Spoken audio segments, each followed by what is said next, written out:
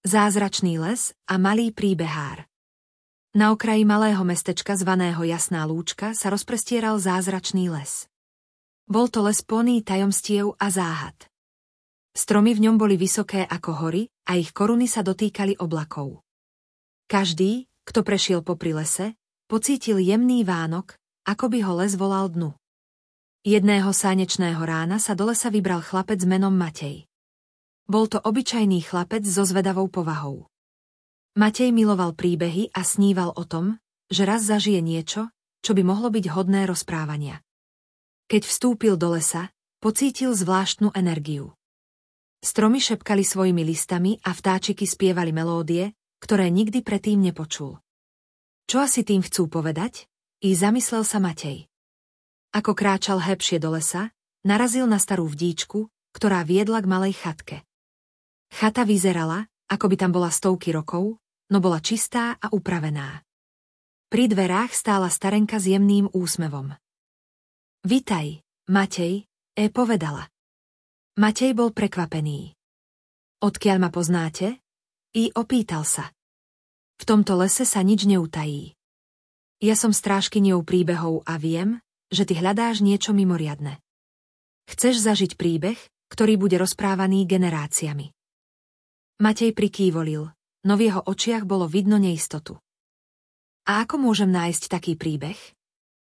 Starenka sa usmiala a ukázala na košík plný kameňov. Tieto kamene sú kľúče k bránam zázračného lesa. Ak si dostatočne odvážný a máš čisté srdce, každý kameň ťa zavedie na miesto, kde sa začne tvoj príbeh. Matej si vybral jeden kameň. Bol hladký a jemne svietil. Keď ho vzal do rák, pocítil, ako sa mu pod nohami začína triasť zem. Pred ním sa otvorila brána, ktorá žiarila zlatým svetlom. Tak choď, mladý príbehár. Tvoj osud čaká, povedala starenka a zmizla ako ranná hmla. Matej vkročil do brány a ocitol sa na mieste, ktoré nikdy predtým nevidel. Bol to kraj plný vysokých veží, zázračných zvierat a čudesných bytostí. A tak začal jeho dobrodružný príbeh, ktorý sa mal zapísať do histórie. Kapitola 2. Kráľ Ándrov. Matej sa ocitol na kopci s výhľadom na krásne mesto. Všetko tam bolo akosi živšie. Tráva sa hýbala, ako by tancovala, a obloha hrala farbami, ktoré nepoznal. Zrazu k nemu pribehla malá veverička, ktorá prehovorila. Chlapče, rýchlo. Kráľ Ándrov čaká, aby ťa privítal. Matej bol v šoku. Veveričky predsa nerozprávajú. Ale nebolo času premýšľať. Veverička ho zaviedla do paláca, ktorý bol postavený z priezračného kryštáľu. V trónej sieni sedel kráľ Ándrov, vysoká bytosť s korunou z hviezd a plášťom z mliečnej dráhy. Matej, dlho sme čakali na tvoju návštevu. Potrebujeme tvoju pomoc, povedal kráľ. Ja? Ako môžem pomôcť? I opýtal sa Matej. V tomto svete mizne zázrak. Ak nenájdeme stratený kameň snov, celý náš svet zanikne. Ty si bol vyvolený, aby si ho našiel. Matej cítil, ako mu srdce bije. Bol to presne ten príbeh, o ktorom sníval. Prijal úlohu a vydal sa na cestu, ktorá ho mala zaviesť do najtajomnejších kútov zázračného sveta. A tak začala Matejova dlhá a dobrodružná cesta. Na jeho putovaní ho čakali čudesné bytosti, nástrahy, ale aj priatelia, ktorí mu pomôžu prekonať všetky prekážky. Kapitola 3. Pôvé kroky k zázraku. Matej sa vydal na cestu cez zvláštne, čarovné krajiny. Hory tu boli pokryté blietavou dúhovou trávou a v údolí sa myhali bytosti, aké ešte nikdy nevidel. Malé stvorenia so svietiacimi krídlami, podobné motýľom, ale veľké ako mačka. Kam mám ísť? Zamrmlal Matej, keď sa zastavil na rozcestí. Cesty boli 3. Jedna viedla do temného lesa, druhá k priezračnému jazeru a tretia do skalnatého údolia. Zvoľ si múdro, ozval sa hlas z jeho vrecka. Keď sa pozrel, všimol si, že kameň, ktorý si vybral, jemne žiaril. Matej ho zodvihol a uvidel, ako sa jeho svetlo zosilňuje pri ceste smerujúcej k jazeru. Tak k jazeru, povedal rozhodne a vykročil. Keď prišiel k brehu jazera, pocítil zvláštne ticho. Voda bola taká čistá, že videl až na jej dno. Zrazu sa z vody vynorila bytosť podobná vodnej víle. Mala dlhé, zelenkavé vlasy a oči, ktoré svietili ako perly. Matej, vedela som, že prídeš, povedala jemne. Hľadáš kameň snov, však? Áno. Kráľ Ándrov ma poslal, aby som ho našiel, odpovedal Matej. Kameň snov je ukrytý, ale cesta k nemu nie je ľahká. Musíš dokázať, že si hodný jeho sily. Najprv nájdi starého mudrca v temnom lese. On ti dá puavú stopu, vysvetlila víla a potom zmizla späť pod hladinu. Matej vedel, že nemá čas strácať. Otočil sa a vydal sa späť na rozcestie, tentokrát smerom do temného lesa. Kapitola 4. Temný les a mudrc. Matej vykročil do temného lesa. Stromy tu boli husté a vysoké. Ich konáre vytvárali takmer nepreniknuteľnú strechu, cez ktorú prenikalo len minimum svetla. Ticho v lese bolo ohlušujúce, prerušované len občasným šumením lístia alebo vzdialeným zavíjaním neznámych tvorov. Matej pevne dôžal kameň vo vrecku. Svetielko, ktoré z neho vyžarovalo, slúžilo ako jediný zdroj svetla. Každý jeho krok znel neskutočne hlasno na mäkkom machu pokrývajúcom lesnú pôdu. Kde nájdem toho mudrca? I zašepkal si pre seba, keď zastal, aby si odýchol. Ako na zavolanie sa ozval hlas, hlboký a chrapľavý, ako by prichádzal priamo zo zeme. Hľadáš mudrca? Ale si pripravený na jeho otázky? Matej sa obzrel, ale nikoho nevidel. Hlas však pokračoval. Choď tam, kde sa dva stromy zjednotia do jedného. Tam ma nájdeš. Zvedavý Matej sa rozhliadol a po chvíli hľadania si všimol zvláštny strom. Jeho kmeň sa rozdeľoval na dve časti, ktoré sa o niekoľko metrov vyššie opäť spojili do jedného mohutného vôcholu. Keď k nemu podišiel, spozoroval, že v strede stromu je diera, akási brána. Vstúp, ak si pripravený, zaznel opäť hlas. Matej prekonal obavy a vkročil do stromu. Ocitol sa v malej, tmavej miestnosti osvetlenej iba zlatistým svetlom sviečok, ktoré viseli vo vzduchu bez viditeľných dôžiakov. Uprostred sedel starý muž s dlhou bradou a očami takými jasnými, že sa zdalo, ako by videl až do Matejovej duše. Ty si Matej, prehovoril mudrc. A prišiel si hľadať kameň snov. Áno, odpovedal Matej. Povedali mi, že mi viete pomôcť. Mudrc prikývol a usmial sa. Pomôžem ti, ale musíš mi najskôr odpovedať na 3 otázky. Len ten, kto pochopí ich význam, môže pokračovať na svojej ceste. Matej sa posadil oproti mudrcovi a prikývol. Som pripravený. Puavá otázka. Začal mudrc, čo je najsilnejšou silou na svete? Matej sa zamyslel. Láska, odpovedal po chvíli. Mudrc spokojne prikývol. Druhá otázka. Čo človeka posúva ďalej, keď je stratený? Nádej, odpovedal Matej sebavedome. Mudrc sa usmial ešte širšie. A tretia otázka. Čo je cenejšie než zlato a drahokamy? Matej chvíľu máčal a potom povedal. Priateľstvo. Mudrc spokojne zatlieskal. Výborne, Matej.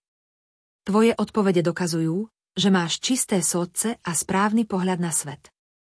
Dám ti mapu, ktorá ťa dovedie k ďalšej stope. Mudrc podal Matejovi starú, zažotnutú mapu, na ktorej bol vyznačený ďalší cieľ – skalnaté údolie.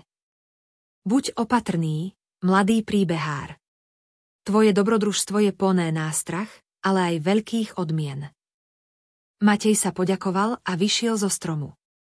V rukách dôžal mapu, ktorá ho mala viesť na ďalšiu časť jeho cesty. Kapitola 5. Skalnaté údolie a skúška odvahy.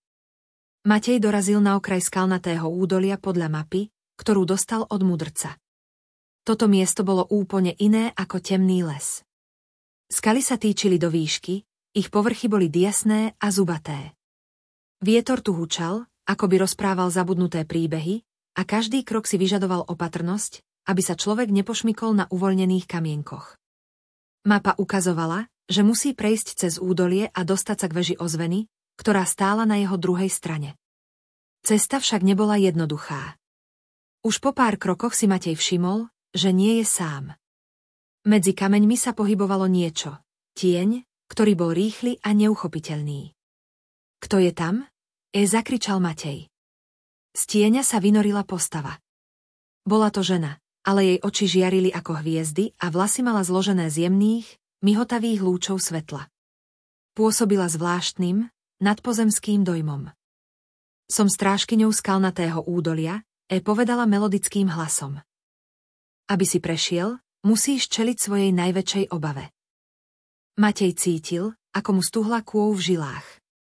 Ale ako mám vedieť, čo je moja najväčšia obava? Spýtal sa. Strážkyňa sa usmiala. Nemusíš vedieť. Tvoja obava ťa nájde sama. Zrazu sa zem pod Matejom zatriasla. Skaly sa rozpadli a pred ním sa objavila priepasť. Na druhej strane videl väžu ozveny, ale medzi ním a väžou sa objavila jeho vlastná podobizeň, tmavý tieň, ktorý vyzeral presne ako on. Kto si? Spýtal sa Matej. Tieň prehovoril chladným hlasom. Som ty. Ale ten, ktorý sa bojí zlyhania. Som tvoja neistota, tvoj strach, že nie si dosť silný na to, aby si dokončil svoju cestu. Matej vedel, že toto je jeho skúška. Tieň začal kráčať smerom k nemu, každým krokom väčší a desivejší. Matej ustupoval, no potom si spomenul na mudrcové slová o nádeji. Nie, povedal nahlas. Nie som dokonalý, ale mám odvahu a nádej. Nebojím sa zlyhania, pretože viem, že sa vždy môžem pokúsiť znova. Tieň sa zastavil. Jeho postava začala slabnúť, až sa nakoniec rozplynul ako dym. Priepasť pred Matejom sa zatvorila a cesta k veži ozveny bola voľná. Strážkyňa sa znovu objavila. Prekonal si svoj strach. Si bližšie k tomu, aby si našiel kameň snov. Pokračuj k veži, tam nájdeš ďalšiu stopu. Matej sa jej poďakoval a vydal sa k veži ozveny, pripravený na ďalšie výzvy, ktoré ho čakali. Kapitola 6. Veža ozveny a tajomstvo minulosti. Matej dorazil k veži ozveny práve vtedy, keď sujeko klesalo za obzor a obloha sa sfarbila do tieňov oranžovej a fialovej. Veža bola vysoká, postavená z kameňa, ktorý vyzeral starší než samotný svet. Jej povrch zdobili starodávne symboly, ktoré sa jemne ligotali v súmraku. Keď sa Matej priblížil k masívnym dverám, cítil zvláštny tlak vo vzduchu. Bez rozmýšľania ich otvoril a hoci vyzerali ťažko, pohli sa s ľahkosťou. Vošiel dnu a ocitol sa v obrovskom kruhovom priestore. Steny boli pokryté zôkadlami rôznych veľkostí a tvarov. Uprostred miestnosti stál starý stôl, na ktorom ležala kniha. Vitaj, mladý hľadač, ozval sa hlas, ktorý sa odrážal od stien ako ozvena. Matej sa obzeral, no nikoho nevidel. Kto hovorí? Spýtal sa. Som strážca minulosti tejto veže. Každý, kto sem vstúpi, musí čeliť pravde o sebe, ktorú sa bojí prijať, odpovedal hlas. Ak chceš pokračovať, musíš otvoriť knihu a prečítať pôvavé slová, ktoré v nej uvidíš. Matej váhal, ale nakoniec pristúpil k stolu. Otvoril starú knihu, ktorej stránky boli písané ručne a voňali po pergamene. Na pôvavej strane stálo len jediné slovo – odvaha. V tej chvíli sa všetky zôkadlá na stenách rozozvučali, ako by sa v nich ozval smiech, šepoty a vzdychy. Matej zrazu videl v každom zôkadle rôzne verzie seba samého. Niektoré ukazovali jeho radostné chvíle, iné zasa momenty, keď zlyhal, alebo keď sa cítil slabý a bezmocný. Čo to znamená? Opýtal sa Matej. Tieto obrazy sú zôkadlami tvojho života, odpovedal hlas. Ukazujú ti, že si tvorcom svojho osudu. Tvoja odvaha nie je o absencii strachu, ale o schopnosti čeliť mu. Matej cítil, ako sa v jeho sôdci rodí nová istota. Zavrel knihu a povedal, rozumiem. Prijímam, že som urobil chyby, ale tie ma nebudú definovať. Som pripravený pokračovať. V tej chvíli sa jedna zo stien veže otvorila a odhalila tajný priechod. Na konci tejto chodby žiaril podstavec, na ktorom spočíval ďalší artefakt, kryštáľová séza. Bola jemne modrá a vyžarovala chladivé svetlo. Toto je ďalší kľúč k nájdeniu kameňa snov, povedal hlas. No neslúži len tebe. Musíš ho priniesť bytosti, ktorá naň čaká v údolí tisícich hviezd. Ona ti prezradí poslednú stopu. Matej vzal kryštáľovú sézu a pevne ju zovrel v rukách. Cítil, že jeho cesta je stále náročnejšia, ale jeho odhodlanie rástlo. Ďakujem, povedal hlasu, ktorý ho sprevádzal, a vydal sa von z veže. Kapitola 7. Údolie tisícich hviezd. Matej kráčal dehou cestou, ktorá ho viedla z veže ozveny smerom k údoliu tisícich hviezd. Kryštáľová séza, ktorú dôžal vo vrecku, jemne žiarila a osvetľovala mu cestu. Keď sa dostal bližšie, začal si všímať, že nočná obloha nad údoliom bola oveľa jasnejšia a páná hviezd, ktoré sa zdali byť bližšie k zemi, ako by boli inak. Zdalo sa, že celé údolie je pokryté jemnou žiarou, ako by samotné hviezdy tancovali nad jeho povrchom. Keď vstúpil do údolia, vzduch okolo neho sa naplnil zvláštnou hudbou. Neprichádzala z nejakého konkrétneho miesta, ale znela všade naokolo. V jej tónoch počul nádej, radosť aj smútok, ako by hudba vyjadrovala všetky pocity sveta. Toto je úžasné, zašepkal Matej. A predsa je to miesto zázrakov aj skúšok, ozval sa jemný hlas za ním. Matej sa otočil a zbadal pred sebou postavu, ktorá vyzerala ako bytosť stvorená zo samotného svetla. Mala tvar človeka, ale jej telo jemne žiarilo, ako by bolo vyrobené z hviezdneho prachu. Vitaj, Matej, povedala bytosť. Som strážca hviezd. Čakal som na teba. Ty si tá bytosť, ktorá čaká na túto sväzu? Spýtal sa Matej a opatrne vytiahol kryštáľovú sväzu z vrecka. Strážca prikývol. Áno, táto séza je kľúčom k odomknutiu poslednej stopy, ktorá ťa privedie ku kameňu snov. Ale predtým, ako ju príjmem, musíš prekonať jednu poslednú skúšku. Matej sa hlboko nadýchol. Čo musím urobiť? Strážca natiahol ruku a ukázal smerom k stredu údolia. Tam sa objavilo obrovské zôkadlo, oveľa väčšie ako tie vo veži ozveny. Jeho povrch bol hladký a lesklý ako najčistejšie jazero. Toto je zôkadlo pravdy. Ukáže ti, kto skutočne si, so všetkými tvojimi silnými aj slabými stránkami. Ak príjmeš, čo vidíš, získam silu odomknúť posledný kľúč. Ak nie, tvoja cesta sa tu skončí. Matej cítil, ako sa mu rozbúchalo sôdce. Bál sa toho, čo by mohol uvidieť, ale vedel, že nemôže cúvnuť. Pomaly pristúpil k zíkadlu a pozrel sa do jeho povrchu. Najprv videl len svoj odraz, obyčajného chlapca. Potom sa obraz začal meniť. Videli sa tam momenty jeho života, chvíle, keď bol šťastný, keď pomohol priateľom, ale aj chvíle, keď sa cítil slabý, keď mal pochybnosti alebo bol sebecký. To som naozaj ja, zašepkal Matej. Po chvíli si uvedomil, že všetky tie obrazy sú jeho súčasťou, ale ani jeden z nich ho nedefinuje úplne. Prijímam to, povedal nahlas. Prijímam, kto som, so všetkým dobrým aj zlým. Zôkadlo zažiarilo jasným svetlom a zmizlo. Strážca hviezd pristúpil k Matejovi s úsmevom. Dokázal si to. Si pripravený na posledný krok. Podal Matejovi mapu, ktorá žiarila rovnakým svetlom ako hviezdy v údolí. Táto mapa ťa dovedie priamo ku kameňu snov. Ale pamätaj, že jeho sila je mocná a musí byť použitá s múdrosťou. Matej poďakoval strážcovi a pevne uchopil mapu. Jeho cieľ bol teraz na dosah ruky, a hoci vedel, že cesta ešte nie je u konca, cítil sebe novú silu a odhodlanie. Kapitola 8. Cesta ku kameňu snov. Matej sa vydal po poslednej trase, ktorú mu ukazovala žiarivá mapa. Každý jeho krok bol vedený svetlom, ktoré sa zdalo byť živé, ako by ho mapa sama ochraňovala.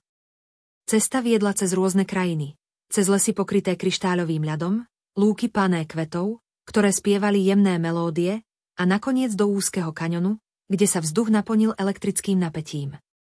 Po niekoľkých hodinách cesty sa pred ním objavila obrovská jaskyňa, ktorej vstup bol lemovaný obrovskými kameňmi, svietiacimi mäkkým zlatým svetlom. Na mape bolo jasne napísané: tu spočíva kameň snov. Matej sa zastavil pred vstupom. Niečo vo vnútri jaskyne mu naháňalo rešpekt, ale zároveň aj zvedavosť.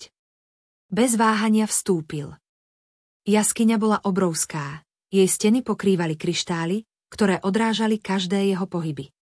Cítil, že sa blíži k niečomu výnimočnému. Uprostred jaskyne stál podstavec, na ktorom ležal kameň snov. Bol to nádherný, priesvitný drahokam, ktorý vyžaroval všetky farby dúhy. Matej cítil, ako jeho prítomnosť napĺňa celé miesto zvláštnou energiou. Keď sa priblížil, miestnosť sa rozžiarila ešte viac. Zrazu sa pred ním objavila postava, ktorú Matej okamžite spoznal. Bola to starenka, ktorú stretol na začiatku svojej cesty v zázračnom lese. Vitaj, Matej, povedala s úsmevom. Dosiahol si cieľ svojej cesty. Predtým, ako vezmeš kameň snov, musíš však pochopiť jeho pravý význam. Matej prikývol. Čo mám vedieť? Kameň snov má veľkú moc. Dokáže napĺňať sny a vytvárať zázraky, ale len v rukách toho, kto ho používa s čistým sôdcom a múdrosťou. Ak sa použije sebecky alebo zle, môže spôsobiť zničenie namiesto krásy. Matej cítil váhu týchto slov. Po všetkých skúškach, ktoré prešiel, vedel, že jeho sôdce je pripravené.